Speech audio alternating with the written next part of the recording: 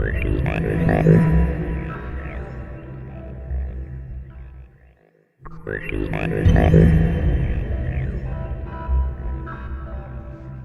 guys, on today's Off the Cuff, we're going to take a look at basically the only 4 items in this category in my collection. Okay, these are Chinese cuffs, recent make, relatively, you know, the end of the 20th century sort of kind of thing. And these are the first ones I got. Now these are the copies of the H&R Super, but they take a completely different key. This one, it's more triangular, whereas the H&Rs are a prong. Right? But it works the same way, basically. You go in through the clevis, turn it, and they open. You know, the H&R patent ran out, so there you go.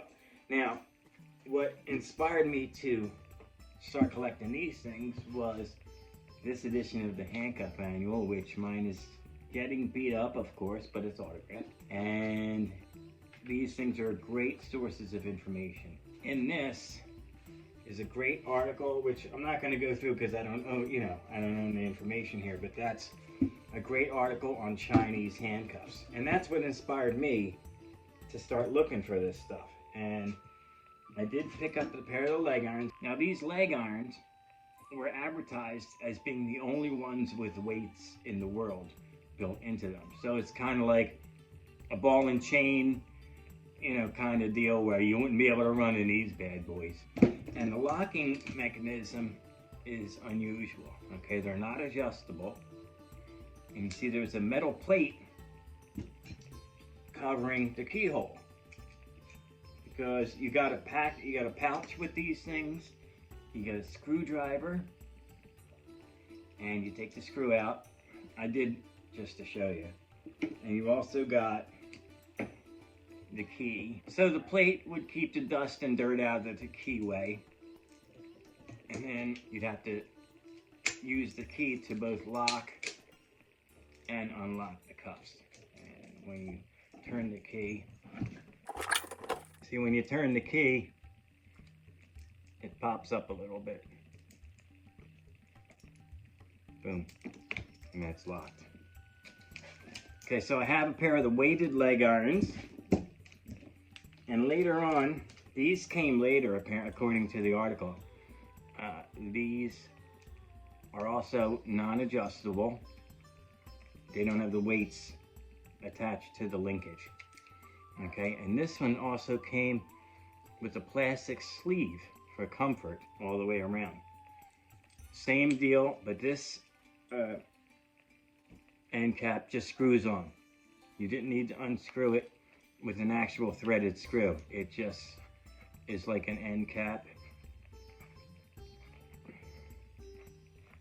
Like that. And instead of that really complex key, this just uses a pin tumbler. But it works along the same principle, non-adjustable, and you have to use the key to both lock it and unlock it. Okay, there we go. So I'll just keep it like that. And this one actually does have a marking. It does say made in China. But that's about all I know about these. I don't remember where I got these. I think I got these off an online auction.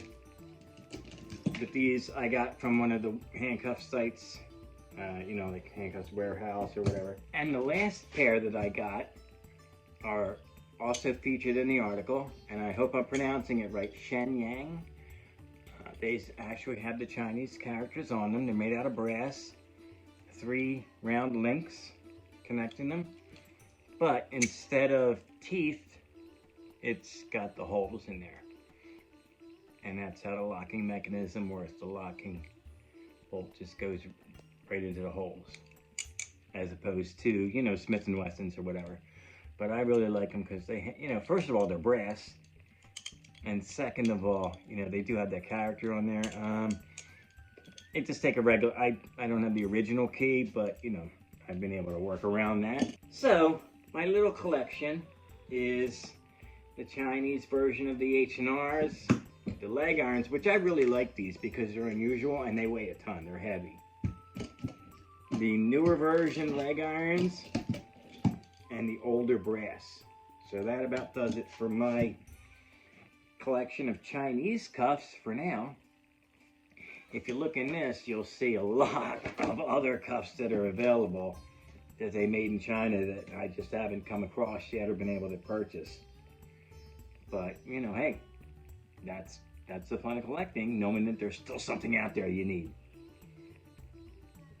Well, that about does it for this week's Off the Cuff. I hope you guys enjoyed it, and you know, hopefully now that the weather breaks, I keep saying it, but again, this is the 4th week in a row that I'm going to the flea market, and hopefully that dude shows up. But I'll keep you posted. All right, guys, have a good day, have a good weekend, and thanks for watching. Thank you so much for, you know, all your support. I really appreciate it, and we will see you again next time.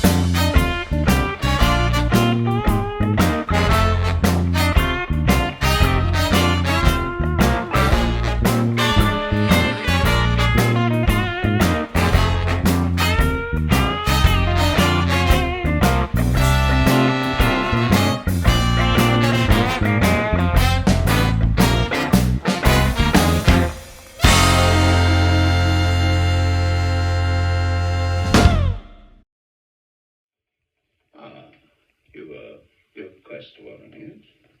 No, sir. I just have a naturally crestfallen face.